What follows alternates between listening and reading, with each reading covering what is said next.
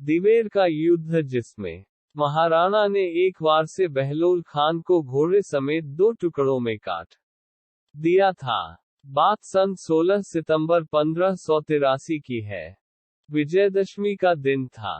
महाराणा प्रताप ने अपनी नई सेना संगठित कर समस्त सैनिकों के साथ मेवाड़ को पुनः स्वतंत्र कराने का संकल्प लिया।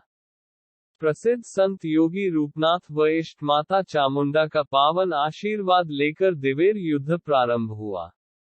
महाराणा प्रताप ने सेना को 2 हिस्सों में विभाजित कर युद्ध का बिगुल फूंक दिया।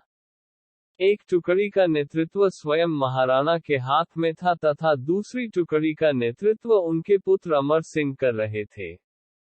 दिवेर का ये युद्ध बड़ा भीषण था। राजकुमार अमर सिंह के नेतृत्व वाली टुकड़ी ने दिवेर थाने पर हमला कर दिया। हजारों की संख्या में मुगल सैनिक तलवारों, बर्छों, भालों व कटारों से बींध दिए गए।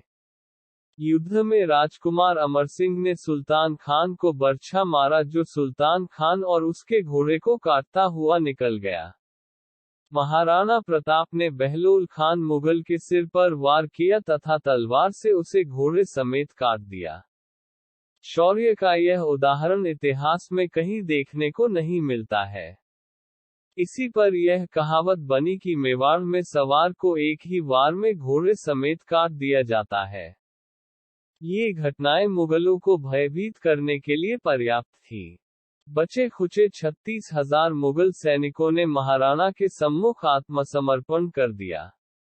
दिवेर के युद्ध ने मुगलों का मनोबल इस प्रकार तोड़ दिया कि उन्हें मेवाड़ के अपने सारे 36 थाने व ठिकाने छोड़कर निकल जाना पड़ा। यहाँ तक कि कुंभलगढ़ का किला तक रातों रात खाली कर मुगल भाग खड़े हुए। दिवेर का युद्ध न केवल महाराणा प्रताप अपितु मुगलों के इतिहास में भी अत्यंत निर्णायक सिद्ध हुआ। मुट्ठी भर हिंदू सैनिकों ने पूरे भारतीय उपमहाद्वीप पर राज करने वाले मुगलों के हृदय में भय भर दिया।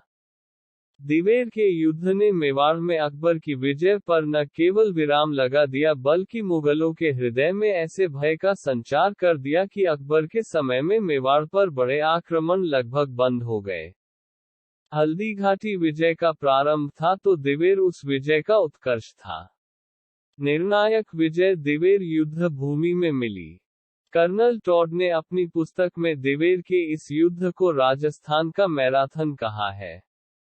उन्होंने महाराणा व उनकी सेना के शौर्य, तेज तथा देश के प्रति उनके अभिमान को स्पार्टन्स के तुल्य बताया है।